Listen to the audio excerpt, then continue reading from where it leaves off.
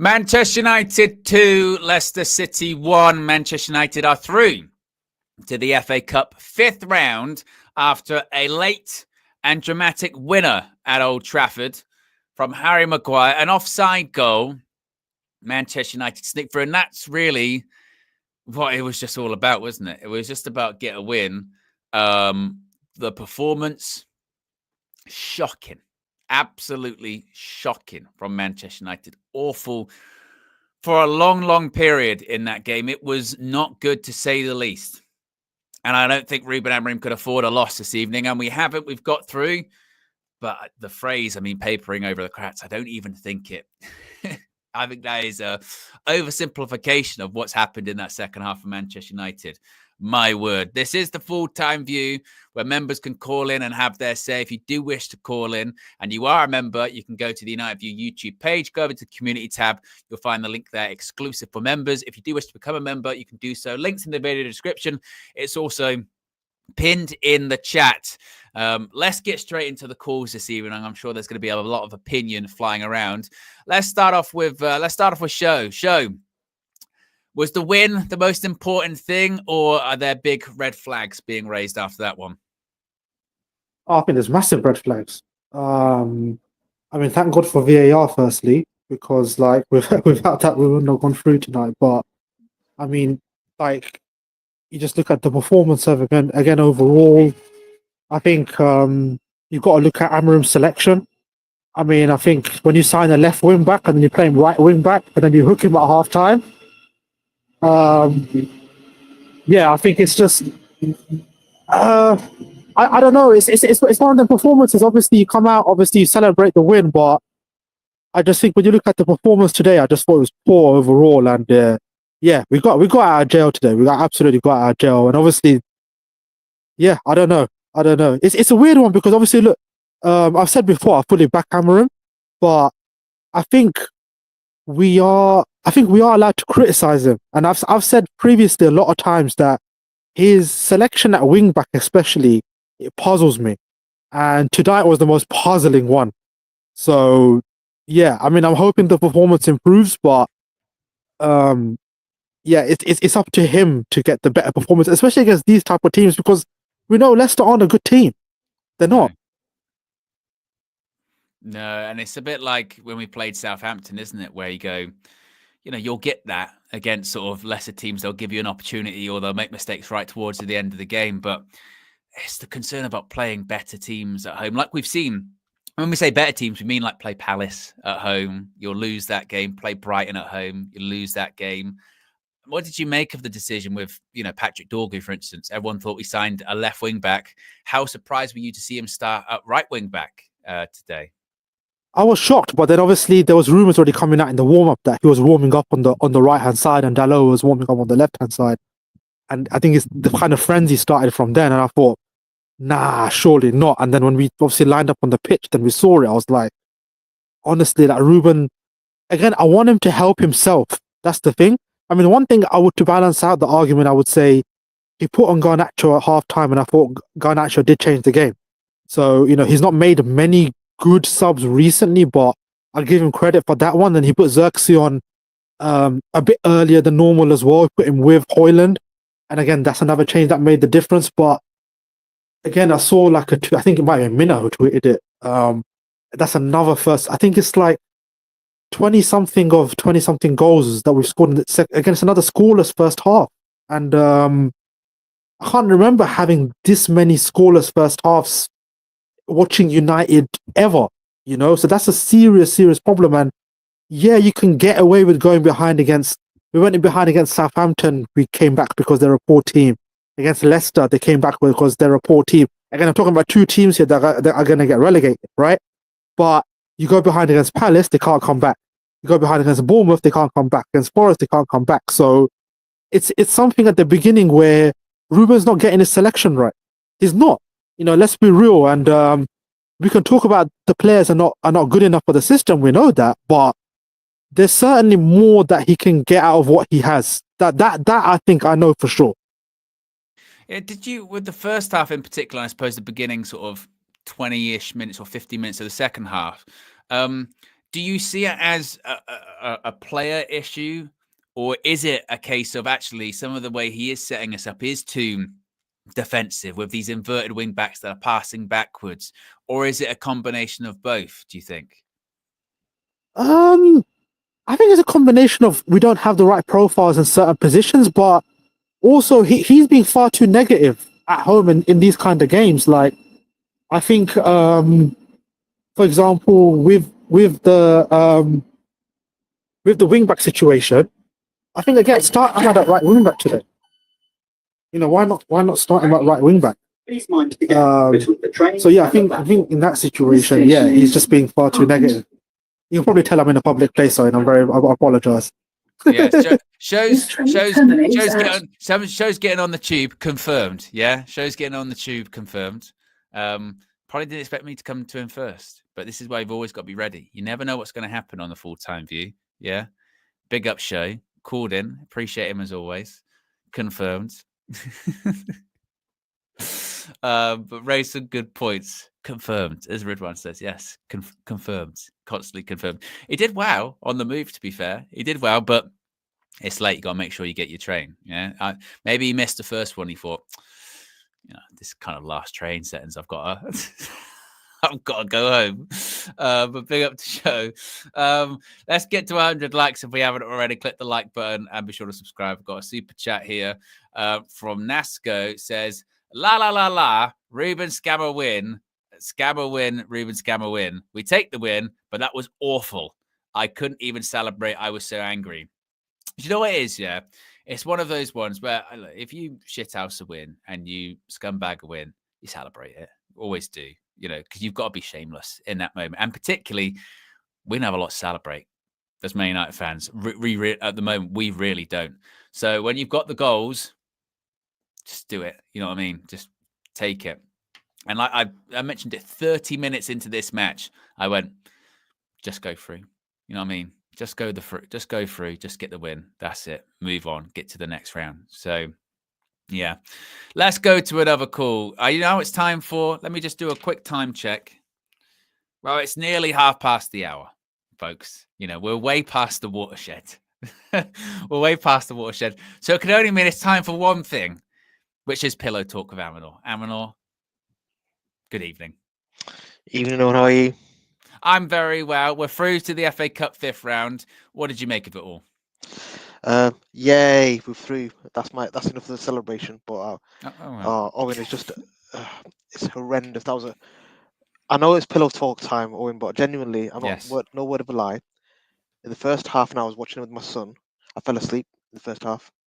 I only woke up at the 40 minute just before. That's probably because you're horizontal at the moment, Amor. That would probably be why you fell asleep. Yeah, I was downstairs with my son. We were watching the game, and yeah, so yeah, that was that. Yeah, I'll be brief just in case the comments start to get a bit raunchy. No, wait. This is your time, Arador. This is your time. Use it as you will. Yeah. When we've got to start asking questions about the manager in terms of, does he recognise his best players that play in his formation? And what I mean by that is that even when I watched the first half, even the last minutes of the first half, we cannot seem to attack. I think I read the stat in the first half, they had 4 shots and we had 0 shots at home. That's just horrendous. And I know in the second half he rescued it because of Garnacho, playing well in substitution. But we have to start asking questions about why are we not attacking enough as a team? And for me, that is not just the players. I back this manager 100%. I'm not gonna call for his head, but like the show said, I'm allowed to criticize him. And one of the biggest criticisms I have against him is that, why are you so anti-attack? What is it that's holding you back? I know you may not have the players, but surely you brought Dorgu in. He's left-sided fullback, wing back, and you play him the right wing back, and you don't play Dallo on the right wing back, and then to demoralize the guy, you take him off at half time, which was probably not the right thing to do in my mind. I think if I was to take anybody off, I would have taken Dallo off instead of Dorgu and put Dorgu on the left wing back, and play Garnacho.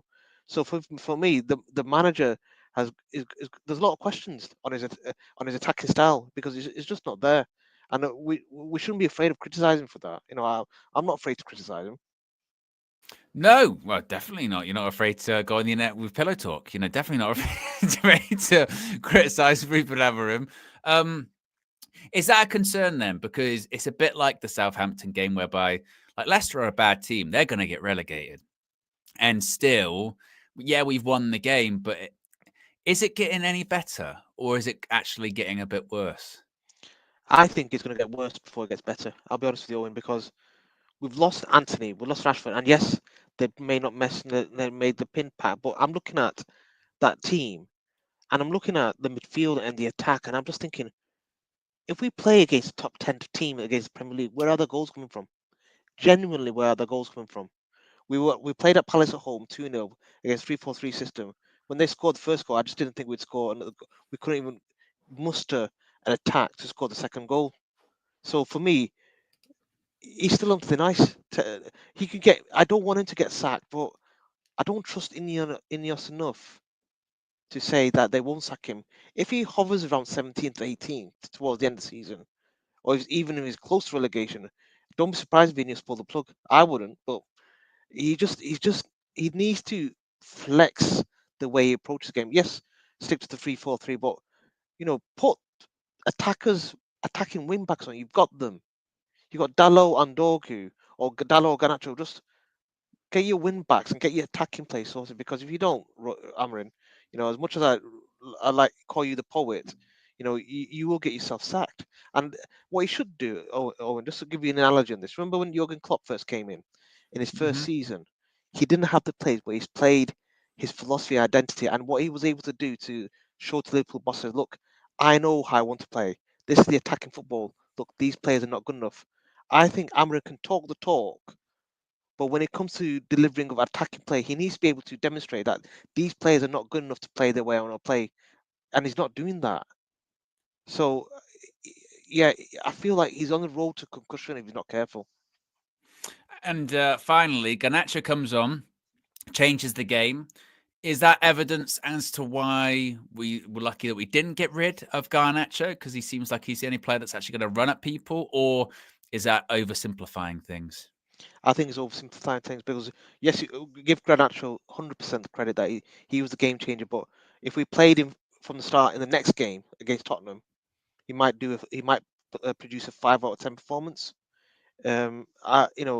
He's an impact for me. Garnacho, what he should have been for United, he should have been an impact player, no more than that. And this is a perfect example where he excels. He comes on and makes an impact. He should not be starting for us on a regular basis because he's not that player yet. And that's not slight against Garnacho. It's just because he still needs to learn the game a bit more. Same with Mainu. Mainu got subbed off at 65 minutes, Owen, and I saw him being subbed off, and he was being disgruntled, but you weren't playing well, Mainu. You're allowed to. He's one of my favorite players, but I'm allowed to criticize him because if you're not playing well, you should be able to come off. So again, these are young players. They're talented, but they need to be managed well. Indeed. Big up, Amanor. Another edition of Pillow Talk. I need to get some kind of sound effect for that, don't I? You know what I mean? Pillow, it looks like a really sort of voice. Pillow Talk. with some kind of like harp playing. With Amanor. Manny says, is Amanor permanently in bed? Well, this is the thing with Amanor, yeah, is, as he mentioned, in the first half, he goes, I nearly fell asleep. I went, well, considering you're laying down, I'm not surprised.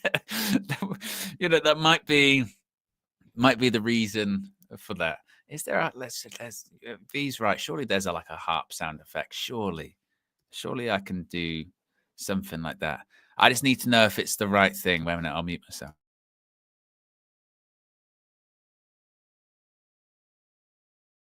That is good. Right. That is another edition of Pillow Talk with Amanor.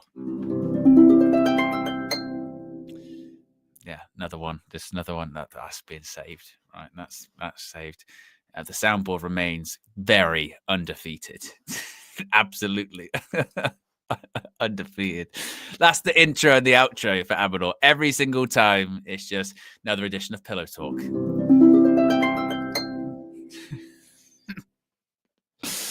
Oh, I enjoyed that.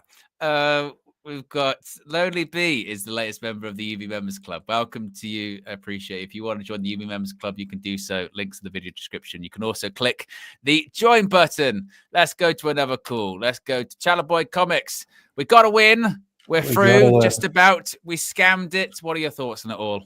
How's it going, Owen? Good to see you. Yes, it's going well. I don't know. I think my stress levels, blood pressure's up, but it's all right. It's okay. You know, before we get into the call, I think the harp sound is good, but I think we need a more sultry one, with a little bit of a bass, like the 80s. Maybe So we'll see. Like Play around with it. Yeah. Yes. Yeah. That's a good idea. That actually. Yeah. I like that. But basically, this game, I'm just glad that we won because we shouldn't forget that we are the holders of this cup. This is our trophy this season that we're defending, and by hook or by crook, we should never have let Leicester beat us at home to get us out this competition. So just on that basis, the fact that we got the result is more important than anything, right?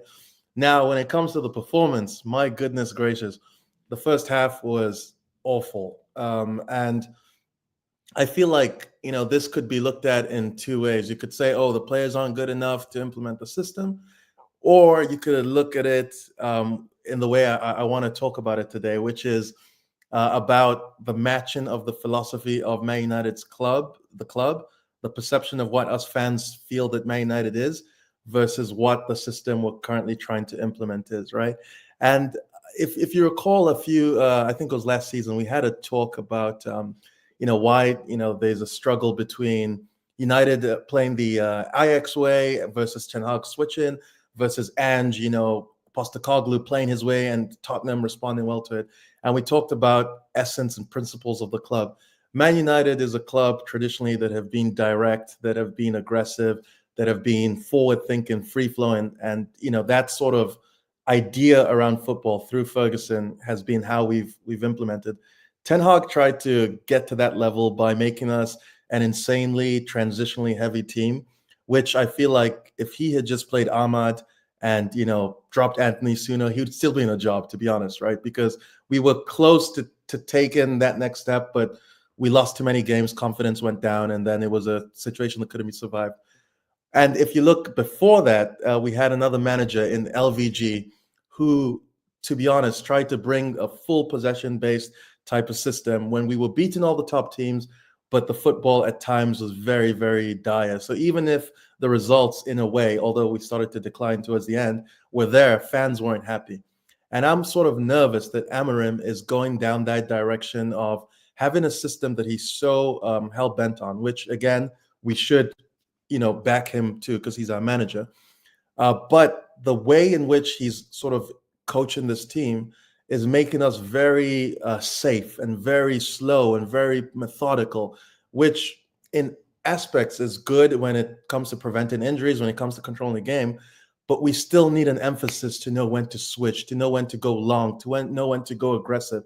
And the second half was a lot of that.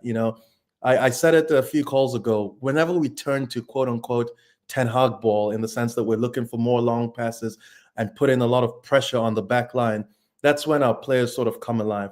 And I don't think it's impossible to do that within the Amorim system. It's just about points of emphasis. Where does Amorim want us to go with the ball? Now, is it the fact that our players can't recognize these moments to speed up and go direct? Or is it an emphasis of Amorim saying we have to slow down at all costs? So if we're looking at the long term, Amorim, if he wants to get Old Trafford on his side, if he wants to get this buy-in, because I do believe he's a charismatic guy. I believe that he has a good way of managing the squad from a man management point of view. But if he wants Old Trafford to fall in love with him, he needs to increase the amounts of transitional moments that we have in games, whether it's by high press, whether it's by, counter attacks, however we want to do it, and allow the team to have a little bit of emphasis more on the forward ball, and that's what I took from this. It's a slippery slope because we're playing too safe. We're too easy to defend against. We don't have enough pressure on the back line of the opponent, so everything's in front of them. And so it becomes very stale very quickly. So that's what he has to work on. That's my main takeaway. It's Amorim's adaptation needs to happen, which doesn't mean going away from your system, doesn't mean going away from 3-4-3.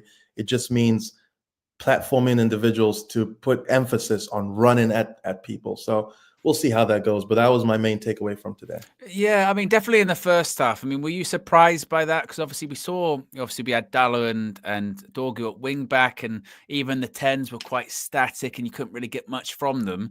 Do Yeah. we still need, maybe whilst we're in this in-between building phase, still to have those players that they're not going to cut inside every single time. They're going to go down the line. They're going to take players on. And Yeah. whilst people could say about someone like Garnacho, the concern about how's he going to fit into the squad because he's a winger, in a way, we still actually do need the wingers because otherwise we're not going to be direct at all.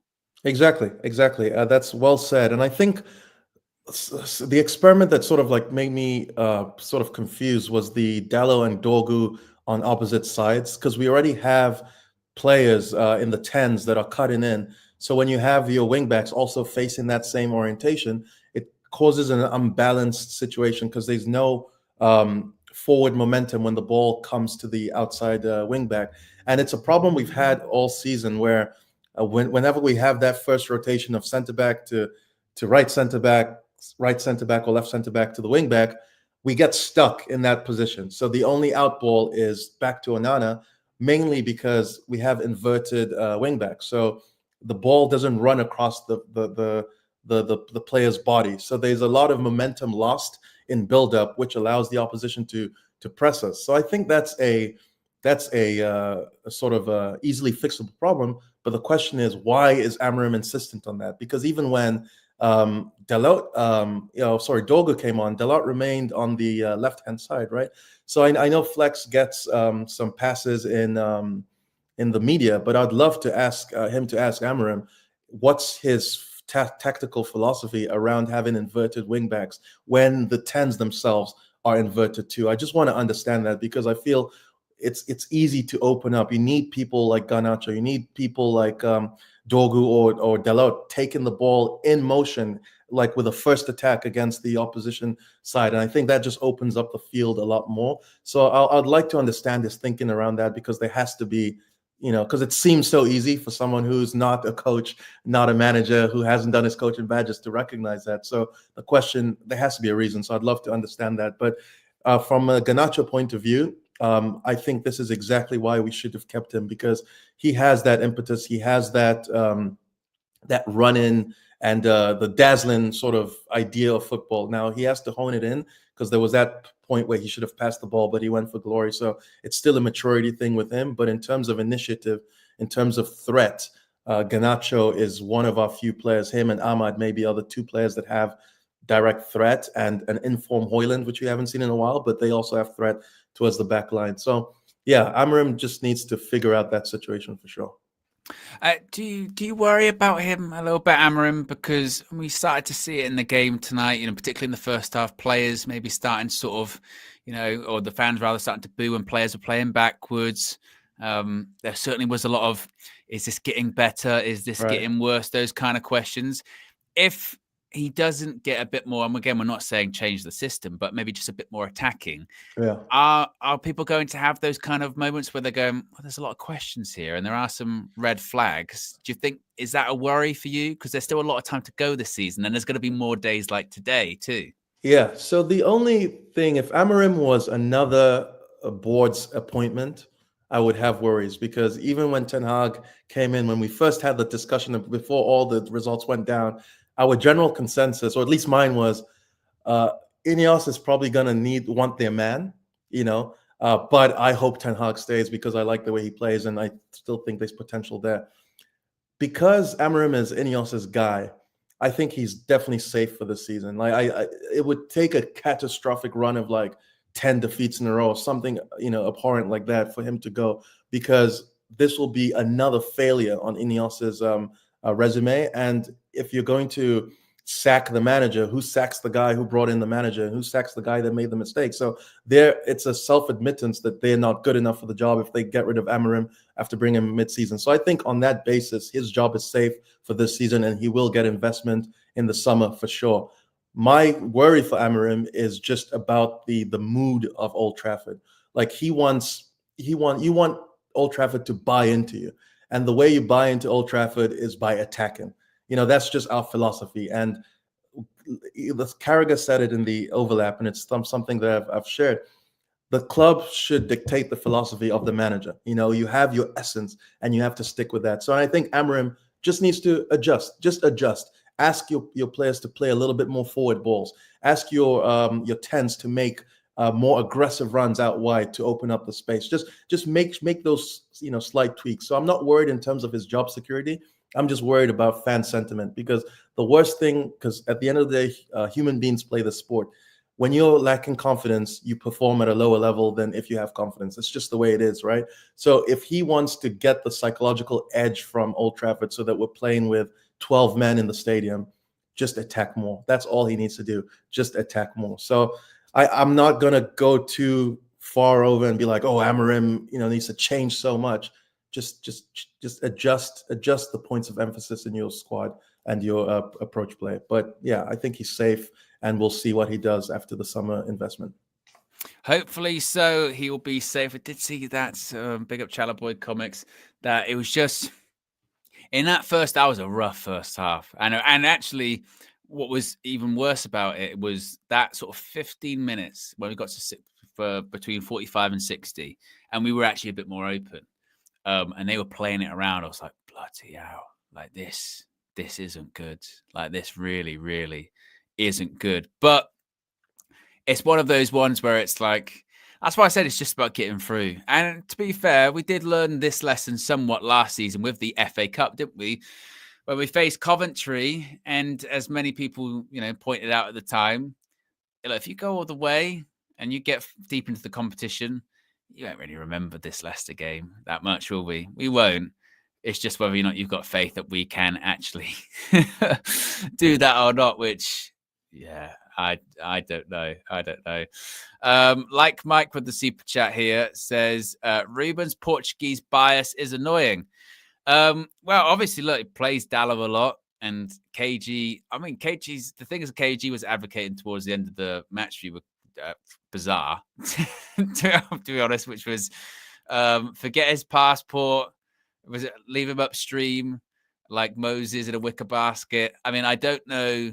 I think I don't know if I misheard that, but I think I had heard that maybe United were going to be doing some warm weather training. I think maybe, but they need it. I mean, now we've got, was it 9 days between now and training, between now and the Spurs game rather. So more often when we've had a longer period of time of training or a week of training, we have put in better performances. But I guess my final conclusion is with this season's matches, and I've just seen on Flex's fan view, I think it's kind of the same, which is, as I've mentioned many times, guys, these players, they don't fool me. They will not. And just because they won tonight, and heck, even when we play Spurs next weekend, if we beat Spurs, and they're like, see, we're up for it. Mentality, that's what it was. We're up for it. Mentality. They don't fool me, okay? Because every week we see them for what they are, every single time. Red Barrel with the super chat says, think we missed Martinez a lot tonight. I think we missed players that could pass it. Right? I mean, it goes to show, doesn't it, with someone like Garnacho, it goes to show that he's still not a complete product. He's still very raw. His decision-making is not great. His finishing ain't great. But when you have someone that just comes on and runs at players, like, it does make a difference. And to Chalaboy Comics' point, it does get the crowd up a little bit more. It gets the crowd up a little bit more, and they're into it a little bit more. And it's better than nothing. And in the first half, we genuinely had nothing. So that is better than nothing, isn't it? So, yes, there you go, guys. Be sure to smash a like on the like button. Be sure to subscribe, bottom right-hand corner. Short, sharp, sweet. I'll get there in the end. Tiredness. Full-time view for you this evening. You'll be redirected over to KG's Reckless Sports, where you can call in. You can have your say there too. Fan views on the way out as player ratings too from Flex and Co outside Old Trafford. We'll be back with another video tomorrow. I'm not sure if we'll have one tomorrow morning, but definitely as full view tomorrow evening. Full view tomorrow evening. So we'll be live with that as well, and we'll have more through the weekend, which we can now enjoy. Thank God. I'm out of here.